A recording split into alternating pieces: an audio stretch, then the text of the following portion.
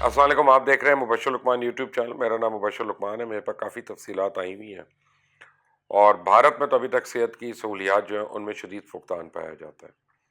مریض ہسپتالوں کے باہر آکسیجن کے لیے ایسے تڑپ رہے ہیں جیسے مچھلی پانی کے بغیر تڑپتی ہے. بیچاروں کو نہیں مل رہی. اور انڈین گورنمنٹ جو ہے وہ آکسیجن ایکسپورٹ کر کر کے تھک گئی تھی، ویکسین ایکسپورٹ کر کر کے تھک گئی تھی اور اپنی کارروائیاں جتا رہی تھی، جبکہ انہوں نے فورس ہی نہیں کیا کہ ان کے اپنے ملک میں کیا قیامت آنے والی ہے. بہرحال انڈیا میں ہو یہ رہا ہے کہ ابھی بھی لوگ سڑکوں پہ دم توڑ رہے ہیں، وہیں پہ مر رہے ہیں اور ایمبولنس والے ان کی لاشیں پھینک رہے ہیں اور سڑکوں کے کنارے اب شمشان گھاٹ بننا شروع ہو گئے ہیں اور وہاں پہ لوگ جلا رہے ہیں.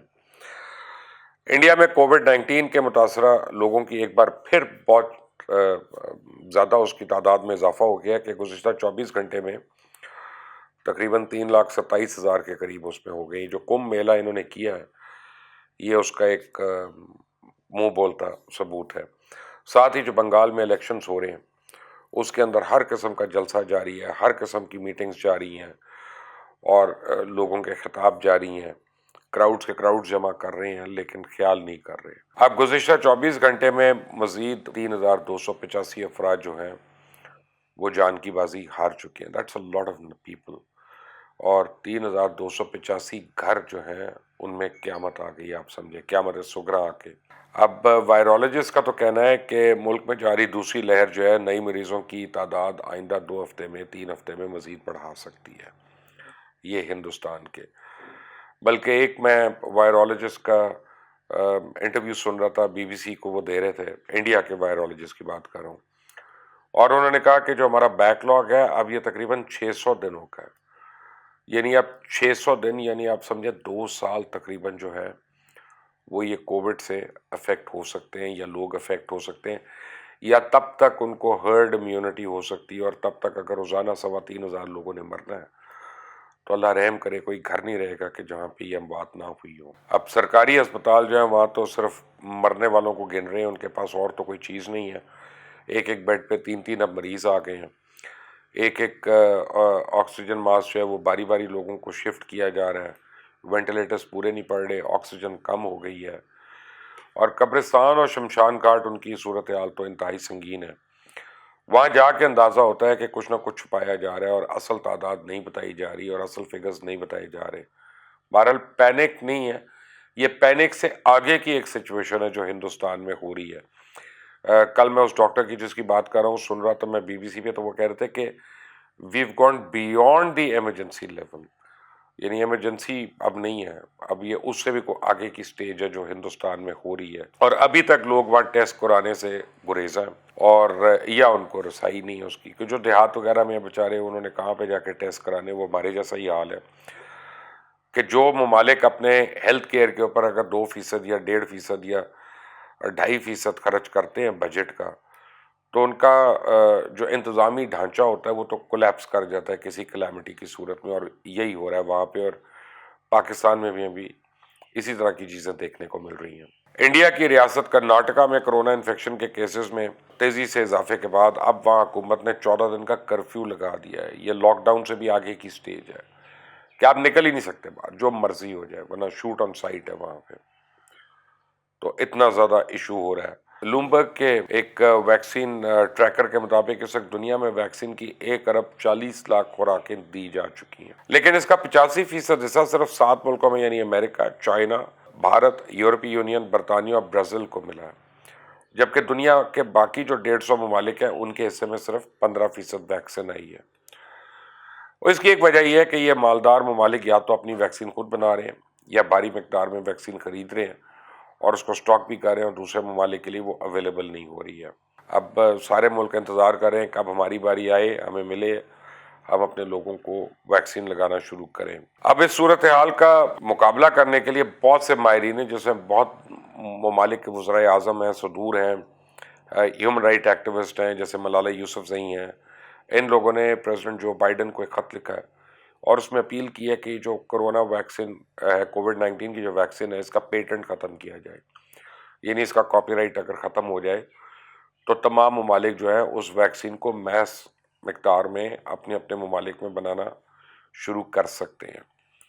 اور اس کے بعد ہی لوگ جو ہے وہ ان کی جانیں بچیں گی، ورنہ لگتا یہی ہے کہ پتہ نہیں اسپینش فلو نے جو 19 سینچری میں ہوا تھا، اب یاد کریں 20 سینچری میں، اس میں تقریباً 5 کروڑ افراد کی ڈیتھ ہوئی تھی.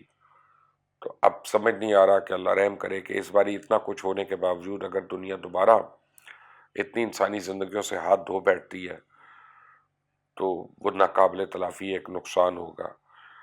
اب پاکستان میں بھی کوئی حالات بہتر نہیں ہے. عید الفطر تک تو ہر قسم کے ٹورزم پہ، سیاحت پہ پابندی لگا دی گئی ہے.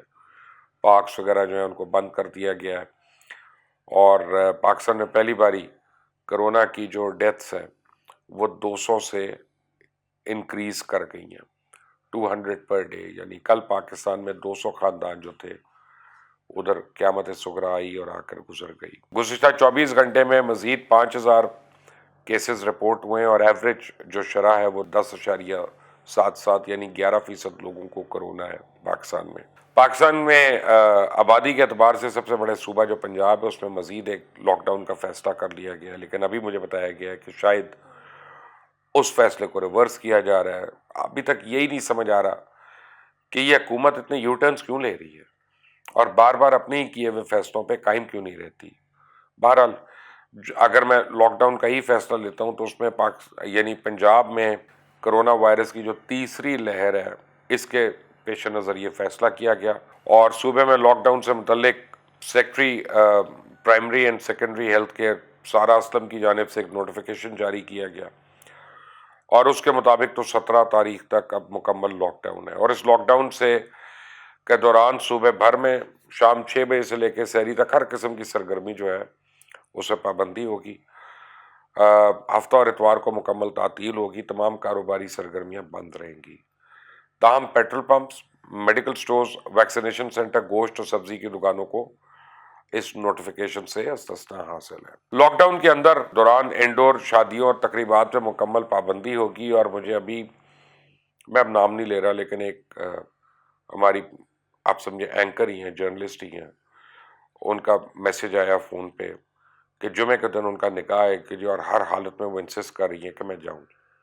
تو میں تو نہیں جاؤں گا، لیکن آپ یہ نالائکی کی ایک حد دیکھ لیں کہ سو کالڈ ہم پڑھے لکھے لوگ ہیں اور ہم لوگ باز نہیں آ رہے، تو پھر ہم دوسروں کو کیا کہیں، اپنے ساتھ اور لوگوں کو ہم کیا کہہ سکتے ہیں. پنجاب کے وہ اضلاع جن میں کرونا پازیٹیو کی شرح 8% سے بھی زیادہ ہے، وہاں تو تمام ریسٹورنٹس وغیرہ، مزارات پہ اور تقریبات پہ ہر قسم کی پابندی لگا دی گئی ہے. اور ان اضلاع میں آپ کو بتا دیتا ہوں، میرے پاس لکھا ہوا ہے کہ بھاولپور، بھکر، ڈیرہ غازی خان، فیصل آباد، گوجرانوالا، جنگ، قصور، خانیوال، لاہور، ملتان، منڈی بہاؤدین، اوکاڑا، راولپنڈی، رحیمی ارکان، سیالکوٹ، سرگودا، شیخوپورہ اور وہاڑی شامل ہے. ٹرین سروس جو ہے اس کی کل گنجائش کے 70% مسافروں کے ساتھ جاری رہے گی، جبکہ سرکاری اور نجی دفاتر کا 50% عملہ گھر سے کام کرنے کا پابند ہوگا. یہ دفتروں میں تو کرتے نہیں، تو گھروں سے انہوں نے کیا کام کرنا، ویسے ہی کہہ دو ان کو چھٹی ہے. اب صوبے بھر کے تمام سرکاری اور نجی سرکاری دفاتر جو ہیں ان کو 2 بجے تک محدود کر دیا گیا، اور ہفتہ اور اتوار یعنی جو ہے وہ تمام سرگرمیاں ختم ہوں گی. پنجاب بھر کے ریسٹورنٹس اور پارکس اور یہ جو ہے جتنی بھی ایسی پبلک پلیسز ہیں وہ بند ہیں. جاگنگ ٹریکس اور واکنگ ٹریکس جو ہیں وہ کھلے رہیں گے کہ آپ وہاں واک کر سکتے ہیں، جاگ کر سکتے ہیں. اب پورے پنجاب میں تمام جمز اور سینما ہالز مکمل طور پہ بند رہیں گے. ہر قسم کے کھیل، ثقافتی تہوار اور اجتماعات پہ مکمل پابندی عائد ہوگی. شہر کے اندر چلنے والی پبلک ٹرانسپورٹ 50% گنجائش کے ساتھ چلتی رہے گی، اور بین الصوبائی ٹرانسپورٹ جو ہے ہفتے میں 2 دن یعنی ہفتے اور اتوار کو مکمل بند رہے گی. مجھے نہیں پتا یہ 50% کی پابندی کیسے امپلیمنٹ کریں گے، بہرحال یہاں پہ تو ہوتا ہی رہے گا. ایرانی حکام نے بدھ سے تافتان کے ذریعے آمد و رفت کے لیے سرحد اپنی بند کرنے کا فیصلہ کر لیا. یعنی ان کو ڈر ہے کہ پاکستان ان کو وائرس نہ دے دے. جب پچھلے سال ایران سے آ رہا تھا یہاں پہ تو ہم بھی کہہ رہے تھے کہ تافتان کا بارڈر بند کرو، ہماری حکومت نے نہیں کیا، لیکن اب ایران کی حکومت نے کر دیا، اور اس فیصلے کا انہوں نے پاکستانی حکام کو بتا دیا. امیگریشن بند ہونے کے باوجود، یعنی لوگوں کی آمد و رفت کے باوجود، جو ٹریڈ ٹرانزیکشنز ہیں وہ وہاں سے کنٹینیو رہیں گی. ایرانی ڈرائیورز جو ان کو اجازت ہوگی وہ تافتان کا بارڈر کراس کر کے سامان جو لے کے پاکستان آتے ہیں وہ لے کے آئیں. لیکن oxygen cylinders, oxygen meters, oxygen regulator, nasal cannula اور دیگر ایمرجنسی آلات جو ہیں ان کی ذخیرہ اندوزی کرنا قانوناً اب جرم ہے، اور کاش یہ پہلے آ جاتا تو اتنی مہنگائی بھی نہ ہوتی میڈیکل ادویات میں اور آلات میں۔ کل سے ایک نئی کنٹروورسی شروع ہوگی شبلی فراز اور فواد چودھری کے درمیان۔ شبلی فراز نے جو سائنس اینڈ ٹیکنالوجی کا جب قلم دان سنبھالا تو انہوں نے کہہ دیا کہ جی ہم نے جو وینٹیلیٹرز بنائے ہیں وہ اس قابل نہیں ہیں کہ وہ کسی کو دیے جا سکے۔ سو آبویسلی اب اس کا مطلب ہے کہ گزشتہ وزیر جو تھے انہوں نے غلط بیانی کی اور پاکستانیوں کو غلط امیدیں دلوائیں، اور ان کو شاید اسی وجہ سے ان کی منسٹری لے لی گئی، لیکن ان کو دوسرا ایک قلم دان دے دیا گیا۔ تو اس سے آپ کو حکومت کی کارکردگی کا پتہ چل رہا ہے کہ وہ کووڈ کے اوپر، کرونا کے اوپر کس طرح کے کام کر رہی ہے۔ کافی تشویش ہے لوگوں کو۔ کل شفقت محمود نے فائنلی یہ فیصلہ کر لیا کہ ہر قسم کے امتحان جو ہیں ان کو 15 جون تک ملتوی کر دیا جائے گا، سوائے اے لیول کے ان سٹوڈنٹس کو جن کو باہر سے ایڈمیشن کی ایکسیپٹنس آ چکی ہے، تو ان کے لیے وہ امتحان دینا اس وقت ضروری ہے۔ ٹھیک ہے، اس سے کم از کم تعداد بڑی کم ہو جائے گی اور جو ایس او پیز ہیں وہ صحیح طرح فالو بھی ہو سکیں گی۔ پاکستانیوں کو بہت کیئر کرنی ہے۔ آپ لوگوں کو بتاؤں، بیسکس یاد رکھیں، ہاتھ دھونے آپ نے ریگولرلی، ماسک آپ پہن کے رکھیں، ہاتھ ملانے سے، گلے ملنے سے آپ گریز کریں، 3 سے 4 فٹ کا فاصلہ رکھیں ایک دوسرے سے، اور اپنے پیاروں کو محفوظ رکھیں۔ اس چینل کو سبسکرائب کریے گا، بیل آئیکن کو پریس کریے گا۔ انٹل دی نیکسٹ ٹائم، اللہ حافظ۔